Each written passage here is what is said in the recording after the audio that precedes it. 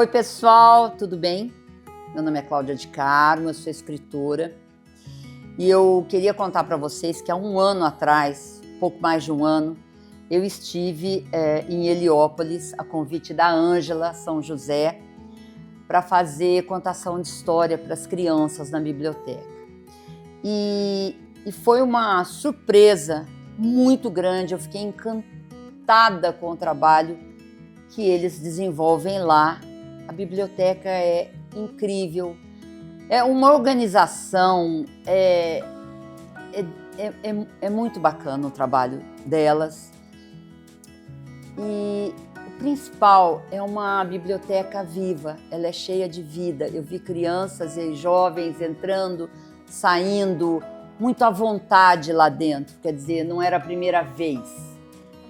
E quando eu pensei nesse projeto de criar um espaço para falar sobre o universo infantil, para falar sobre criança, uma das primeiras pessoas que eu pensei foi na Ângela, porque ela tem uma história na comunidade de Heliópolis que merece ser contada. E eu queria agradecer que você veio. Muito, muito obrigada. É uma honra ter você aqui, Ângela, de verdade.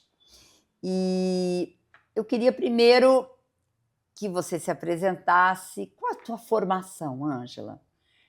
Primeiramente, agradeço o convite de você e da sua equipe. É um grande prazer estar do lado de cá representando o lado de lá, que é Heliópolis. E eu acho que esse bate-papo vai fluir muito, vai ser incrível. E para a gente de Heliópolis, como é importante a gente estar nesses espaços de discussão e ter o lugar de fala também, para poder falar um pouquinho desse trabalho da literatura periférica. Meu nome é Ângela. E a minha formação, sou bacharel em Direito. Eu não sei se vocês perceberam, mas quase todos os escritores se formaram em Direito, mas são escritores, foram para a área literária. E eu não escapei disso. Por quê? Porque no Direito eu descobri que eu gostava muito de ler. Eu achei que o curso de Direito ia me proporcionar justamente isso. Só quando eu cheguei no Direito, eu vi o quanto que eu gostava da literatura. E por isso que hoje estou na Biblioteca Comunitária de Heliópolis. E eu também fiz o curso de atriz de teatro. Eu atuei em 2 peças que tratavam de temas psicológicos. E, por último, agora, eu não vou dar spoiler, mas eu participei do filme Escola Sem Muros, que está falando sobre o bairro educador, né? Do Karl Burger como diretor. Puxa vida! E eu estou muito feliz. Incrível. Me conta, qual que é a tua ligação com a comunidade de Heliópolis? Você é de lá? Eu sou Heliópolis, hoje atende Heliópolis e região. Para vocês entenderem o que é a região, são os bairros, as periferias em torno de Heliópolis. Porque hoje Heliópolis é uma cidade que ela cresce para o alto, tem 220 mil habitantes, em 80% nordestino. E geralmente o nordestino ele não abandona os seus. Então, quando chega um para cá, se dá bem em São Paulo, ele traz o seu conterrâneo e constrói em cima, e assim foi crescendo para o alto Heliópolis. E eu nasci na região, que é o bairro ali na região da Cursino. Minha mãe trabalhava como doméstica. E naquela época que minha mãe trabalhava, as patroas costumavam ser madrinhas dos filhos, né, das suas secretárias. E minha mãe me levava muito para ajudar ela, assim, porque a patroa dela tinha uma filhinha chamada Elizabeth que me adorava e gostava que eu fazia companhia para essa menina. E na época eu tinha 9 aninhos de idade. Eu ia com a minha mãe. E muito pequena, eu acho que talvez vocês também tenham começado a trabalhar, porque a nossa geração foi uma geração que começou muito cedo, né? Muito cedo. Não é verdade? Eu ia, ajudava ela, e quando eu terminava, eu sentava na sala para poder ler os livros que a dona Zizinha, o apelido dela era Dona Zizinha, ela tinha uma biblioteca em casa. Antigamente as pessoas tinham uma biblioteca dentro de casa. E eu sentava e ela me deixava ler os livros que eu queria. E eu lembro que eu li Monteiro Lobato, Os 12 Trabalhos de Hércules, e li os contos dos Irmãos Grimm. E assim começou a minha vida nessa questão da literatura, do livro, da leitura. Gente, incrível. Você... cuida sozinha da biblioteca? De forma alguma. Ah, Imagina. Eu tenho uma equipe, né? A biblioteca comunitária, ela não é uma política pública. Então, infelizmente, nós não temos verba do governo para poder ter pessoas fixas lá. Então, a gente vive muito de trabalho voluntário e de alguns editais. Quando a gente participa de editais, a gente consegue remunerar as pessoas para poderem estarem lá fazendo algo, né? Atualmente, nós temos uma equipe que tem eu, a Jéssica, a Lia, e tem mais 2 meninos que estão num edital agora, que é o Moroni e o Bruno. Parece até o Bruno e o Marrone, mas é o Bruno e o Moroni. É o Bruno e o Moroni. Tá. E a biblioteca começou, esse projeto começou quando? Ela é antiga, tem muitos anos? Muito tempo, Cláudia. Ela nasceu no ano de 2005, através de um projeto chamado Identidade Cultural. Nesse projeto Identidade Cultural, nós tivemos como parceiro o arquiteto Rui Otaki. Ele veio até Heliópolis, fez uma parceria com a UNAS para poder deixar Heliópolis um pouco mais bonita. E enquanto ele estava desenvolvendo esse projeto Identidade Cultural juntamente com a UNAS, veio da própria comunidade a necessidade de ter uma biblioteca dentro da favela, porque a mais próxima ficava na rua Cisplatina, a 6 quilômetros de lá. E assim, em 2005, nasceu essa biblioteca, onde o Rui Otaki entrou em contato com o Antônio Cândido, crítico literário, que hoje já não está entre nós. E o Antônio Cândido, eu falo com muita emoção, viu? Ele doou os primeiros 1.700 livros novos para a nossa biblioteca. E ele disse, vou doar livros novos, porque não é porque é numa favela que tem que ter livros velhos. Velhos que eu quero dizer é rabiscados, faltando páginas, deteriorados. Sem capa. Isso, é nesse sentido. E ele contactou o José Castilho Marques, que hoje ele está no Plano Municipal do Livro e Leitura. O José Castilho, na época, era coordenador da Biblioteca Mário de Andrade. E ele, com a sua bibliotecária, foi quem selecionou esses 1.700 livros para a nossa biblioteca, para esse acervo. Foi assim que começou a Biblioteca Comunitária de Heliópolis. Hoje nós temos 13 mil livros catalogados para mais, e a gente também teve um trabalho com a população de Heliópolis de desapego literário. Porque lá no começo, quando eu iniciei na biblioteca, as pessoas emprestavam livro e não devolviam. E então a gente começou a conversar com elas, porque a gente pensa assim, não vamos proibir uma pessoa de entrar numa biblioteca de forma alguma, né? Mas vamos ter que conscientizá-las de que é um bem para toda a comunidade. Então nós começamos um trabalho de desapego literário, onde elas, além de trazer os que elas emprestavam, o que elas compravam e liam, elas doavam para nós também. E assim claro. Até hoje. Eu queria saber como é que vocês fazem para atrair os jovens para a biblioteca? Porque a gente sabe que a tela ela é muito mais sedutora que as páginas de um livro, de um modo geral. Como é que vocês fazem para levar, para atrair os jovens? Então, a gente pensou numa forma que os jovens eles pudessem se sentir livres dentro da biblioteca. E qual é uma forma que faz a pessoa se sentir livre? São as linguagens artísticas. Então, nós utilizamos de todas as linguagens artísticas para poder atrair os jovens para as nossas oficinas. Então, vou te dar um exemplo. Hoje nós estamos com mais de 150 crianças participando dos projetos de leitura. Só que a gente usa da linguagem da dança, que é o balé, para poder atrair essas crianças. Então, elas vêm para a oficina de balé, elas participam da roda de leitura e depois vão para a oficina de balé. Entendeu? Então, uma coisa está ligada à outra. E os jovens também, a mesma coisa. Aí, no caso, a criança, eu estou te falando, né? Os jovens, a gente tem a linguagem do teatro, da radiodifusão, dos MCs. Então, a gente dá as oficinas e, geralmente, a gente escolhe um tema para trabalhar em Heliópolis. Que nem agora, nós estamos trabalhando com os jovens, radiodifusão, e também teatro, e MC é o livro Renda Digna para Heliópolis. Esse livro, Renda Digna para Heliópolis, ele é impressionante, porque antes dos arte-educadores começarem a dar as oficinas, eles passaram por uma formação para entender o livro, para poder fazer essa mediação com os jovens e transformar isso no futuro numa mostra cultural. Então, eu, como coordenadora da biblioteca, até eu percebi, quando eu participei também com eles, que o Renda Digna é assim, foi criado por jovens de Heliópolis, do Observatório de Olho na Quebrada, e eles fizeram pesquisa durante quase um ano, e foi descoberto que aonde tem projetos da instituição UNAS, projetos de educação, de cultura, enfim, projetos sociais, a violência é menor, o nível de escolaridade é maior, o salário também é melhor e a criminalidade diminui. Aonde não tem, dentro da própria Heliópolis, é ao contrário. A criminalidade aumenta, o analfabetismo também, os salários das pessoas são menores. Tem evasão escolar? Tem, algumas escolas têm. E o mais importante que nós descobrimos é que em alguns lugares onde não tem projetos sociais da instituição, as próprias pessoas que são negras não se identificaram ainda como negras. Por exemplo, eu sou uma mulher preta, da pele clara, mas sou preta, né? Dá para ver isso, e eu me conscientizo disso. Então, tem pessoas que estão nessas condições, mas não têm essa consciência. Então, isso foi muito importante. O livro trouxe isso para a gente, sabe? Através dessa pesquisa. E é o que nós estamos trabalhando na nossa comunidade agora. Eu ia te perguntar, e acabei pulando isso daqui, que outras atividades tem, mas eu não sei se você já falou tudo ou se tem alguma coisa para falar. De atividade, de projetos voltados para crianças. Tá. E jovens. Sim, nós temos as contações de histórias que nós realizamos com crianças de 0 a 5 anos, que são crianças que estão frequentando o CEIs, Centro de Educação Infantil.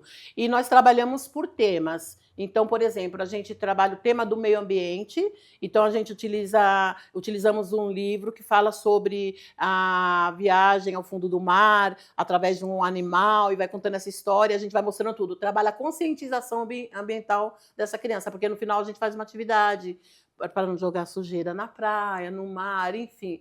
E também trabalhamos o tema que... esses temas que a gente trabalha são as pautas que a própria comunidade traz para a gente. A gente está ali conversando com o pai, com a mãe. Por exemplo, houve um momento que uma pessoa trouxe para a gente, uma criança, que em casa ela sofria racismo da própria família, que chamava ela de nega do cabelo duro, essas coisas. Então, o que a gente pensou? Vamos trabalhar essa pauta através da literatura. Antes de trabalhar a pauta, a gente fez uma reunião com as famílias para falar sobre palavras racistas. E a gente foi mostrando para os pais. E teve um senhor que falou que ele começou até a chorar, ele falou assim, essa palavra racista eu conheço, porque quando eu era criança me chamavam na escola de piche, porque eu sou negro. E eu reproduzi isso na minha casa, chamando minha filha de nega do cabelo duro. Então, sem querer, a gente descobriu quem era que fazia, praticava sem querer. E a gente trabalhou de uma forma muito afetuosa, né?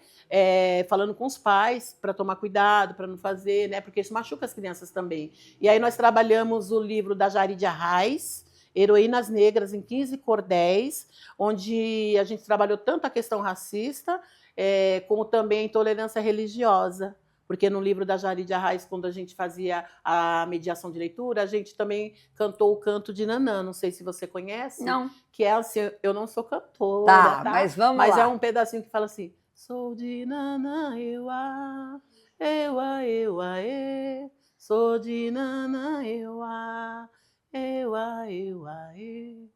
Não conheço, que bonito, quero conhecer. É lindo, você pode procurar no YouTube que você acha.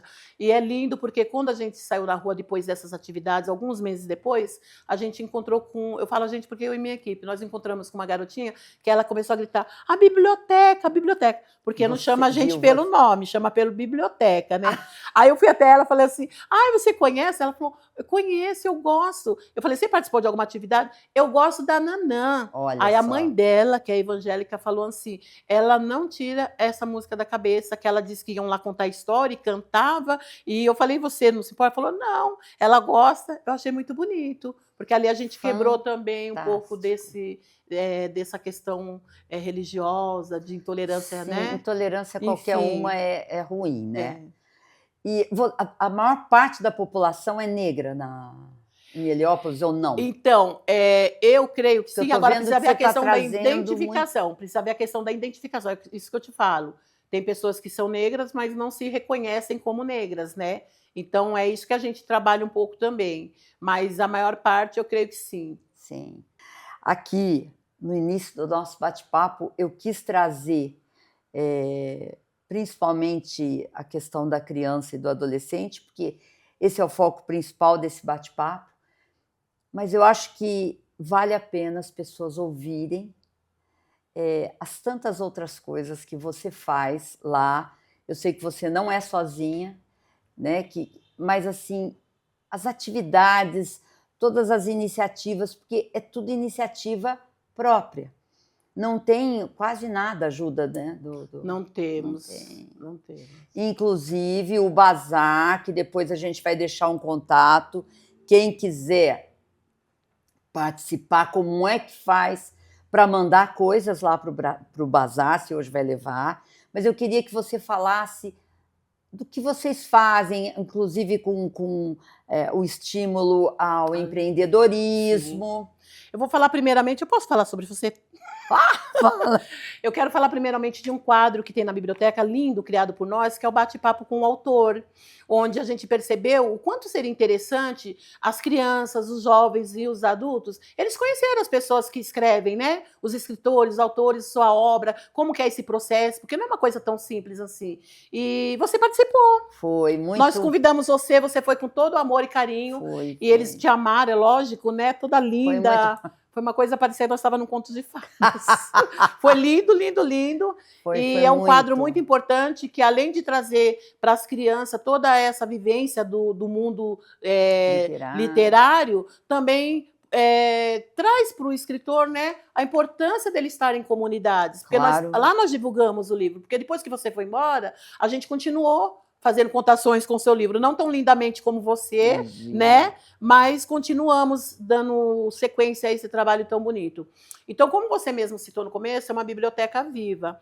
O que é uma biblioteca viva? É uma biblioteca em movimento, ela tem que estar viva, ela tem que, sabe, pulsar nas pessoas.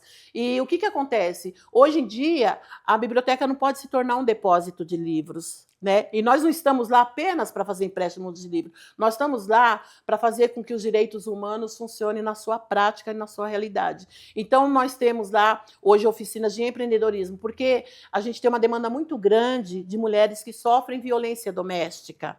E como o papel de uma biblioteca é fomentar o livro, a leitura e a literatura, a gente trouxe, através do livro e literatura, a essa questão do empreendedorismo feminino. Então, a gente faz roda de leitura com elas, poesia, sarau, sabe? E depois dá essa capacitação. Uma delas nasceu em 2020, durante a pandemia, com esse grupo de mulheres. Durante a pandemia, muitas mulheres ficaram desempregadas, algumas perderam seus maridos, seus companheiros, e não tinha como levar o sustento para casa. Aí tinha um grupo de 3 jovens do Ipiranga, advogados, que eles se propuseram a doar 60 ovos de Páscoa para as crianças. Isso durante a pandemia, tá? E aí a gente estava conversando na Unas e tal, e a gente falou, gente, por que ao invés de comprar, a gente, de repente, não capacita algumas mulheres, e aí eles pegam o dinheiro, dá para elas, elas produzem entrega para as crianças. Quer dizer, vai ser uma rede de apoio, né? Aí o pessoal achou fantástico. Conversamos com esses 3 jovens e eles super toparam. E aí entramos em contato com a Harold também, para ver se ela tinha condições de dar um apoio para nós, doar um insumo e dar uma formação. E a Harold super topou, trouxe o chefe bispo, que também não está mais entre nós, e online ele fez uma formação com 10 mulheres. E esses meninos participou dessa reunião, tudo bonito, e eles gravaram. E depois eles publicaram na rede social deles. Quando eles publicaram na rede social, foi um boom. Então, de 60 ovos de Páscoa que era para nós fazer, a gente produziu mais de 600. E essas 10 mulheres ganharam dinheiro. Nós temos depoimento na página da biblioteca da Unas delas. Teve uma que estava com depressão, com ideação suicida. Ela falou que, graças à produção de chocolate, que ela teve que trabalhar tanto, e o chocolate é uma coisa que traz uma coisa boa para nós, né? Ela falou que ela saiu, hoje ela faz tratamento direitinho. Teve a Zilda, que estava com a geladeira queimada, comprou uma geladeira com dinheiro, que ela ganhou mais de R$2.000. E as crianças, a gente fez a entrega com contação de histórias. Que coisa! E assim nasceu. Hoje nós estamos com 60 mulheres capacitadas. Esse ano a gente capacitou mais 30. Foi 30, mais ou menos isso, com a Harold como nossa parceira até hoje também. Ângela, você tem consciência do trabalho que você faz? Eu tenho consciência. De quantas vidas você impacta e altera? E não é alterar, você coloca as pessoas para cima. Eu tenho consciência do trabalho da instituição, que, na verdade, eu também fui como que eu vou dizer para você, eu fui acolhida por essa instituição.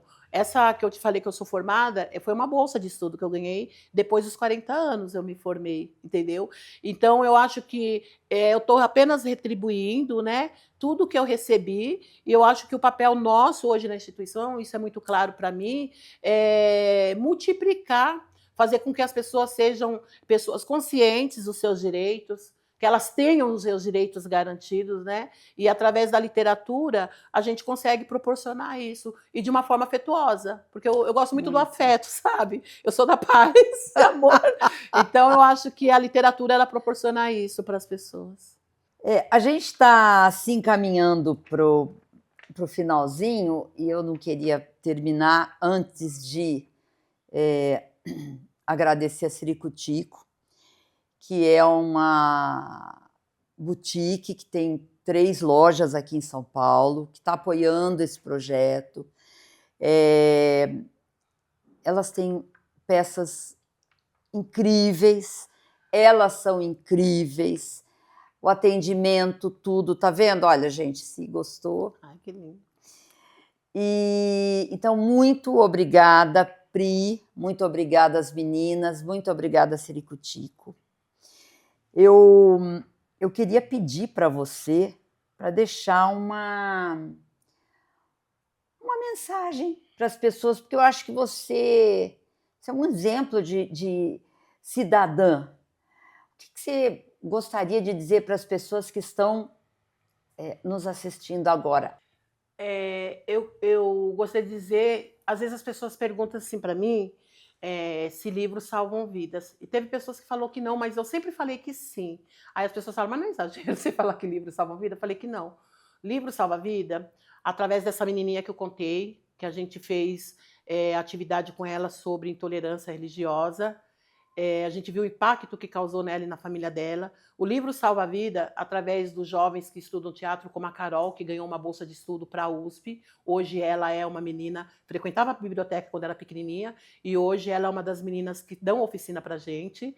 E os livros salvam vida através da Núbia, que era uma menina que frequentava a biblioteca, uma moça já, né, maior de 18 anos, e ela não tinha nenhuma perspectiva de futuro. E a gente, de repente, recebemos um apoio da Unify para ter uma bolsa de estudo, e nós que trabalhávamos lá abrimos mão para dar para a Núbia. E por vários momentos a Núbia tentou desistir dessa bolsa de estudo, e ela ia lá, a gente falava, não, aguenta, que vai dar tudo certo, depois que você entra na faculdade, você não termina, só se você quiser, você encerra esse ciclo. E hoje falta pouco tempo para ela se formar. Então eu acho que livros realmente salvam a vida. E o Franz Kafka que você... Então eu queria fazer a indicação de um livro. Eu poderia fazer de N livros, que são tantos. Eu trouxe uma bolsa cheia ali, maravilhosos. Mas eu vou fazer do Franz Kafka. Ele é um escritor da Tchecoslováquia, que era fazer indicações de livros nos movimentos sociais, grupo de mulheres, grupo de movimento negro, enfim, né, a juventude. E para a juventude, eu li esse livro, eu achei muito interessante fazer a indicação dele, porque a Metamorfose ele fala sobre o Gregory, né, que é o personagem principal, e tem uma metáfora que ele se transforma num grande monstro. Só que antes de transformar num grande monstro, esse Gregory era ele que mantinha toda a família dele, sustentava pai, mãe, irmã. E, de repente, ele se vê nessa posição de um animal, sabe? Ele se transforma num animal e é trancafiado num quarto pela própria família. E esse livro, ele mexeu muito comigo. Ele mexe com... Eu acho que vai mexer com todo mundo, sabe? Porque o que dá para interpretar, tem várias interpretações quando você lê. Mas, para mim, ficou muito marcado até que ponto a pessoa é importante na vida da outra ou apenas necessária. Tá? É isso. Eu queria dar um livro para você. Vocês têm alguns livros meus lá na biblioteca, mas eu quero que você leve esse aqui, que é um projeto, faz parte, esse livro, ele é parte de um projeto de educação ambiental para crianças. Olha, você falou disso e eu estava pensando nele aqui. E eu entendo que isso é importantíssimo, as crianças entenderem que elas não podem jogar um papel de bala no chão, que elas não podem jogar um copinho plástico no chão, que elas não podem... Por quê? Porque o lixo, ele segue, chove ele vai para o bueiro, do bueiro ele ou entope o bueiro, ou ele segue adiante, cai num rio. E eu sempre falo para as crianças, e gosto de falar dessa forma, porque eu acho que elas entendem. Esse papel de bala pode engasgar um peixinho. Entendi. E esse peixinho pode morrer por causa disso. Que lindeza. Então, se você não tiver os outros, você vai levar hoje também. Mas eu quero que você leve esse aqui lá para a biblioteca. Ai, que lindo. Gente. Peixe-boi, Que salvando lindo. os Vai dar um trabalho peixes-boi da lindo. extensão. Sim. E eu queria agradecer as pessoas que estão com a gente até agora, né? Até esse finalzinho. Agradecer a Ângela, que para mim é um exemplo de pessoa, um exemplo de cidadão. E dizer para você que está aqui até agora, para apertar lá o botãozinho do joinha, se inscrever no canal, que a gente tem muitas coisas bacanas e legais para mostrar, para discutir aqui, e você pode compartilhar de momentos como esse, que traz tanto aprendizado para a gente, eu acho. Tá certo? Então até o próximo café.